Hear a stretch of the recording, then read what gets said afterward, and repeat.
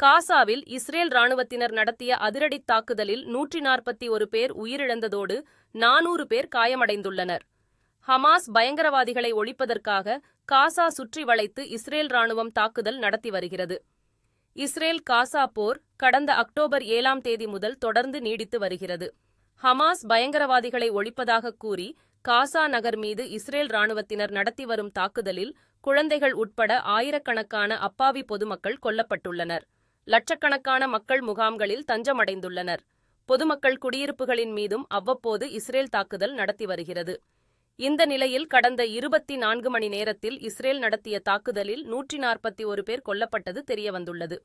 இந்த தாக்குதலில் 400 பேர் காயமடைந்துள்ளனர். இவர்களை சேர்த்து இதுவரை காசா பகுதியில் பலியானவர்கள் எண்ணிக்கை 38,584 உயர்ந்துள்ளது.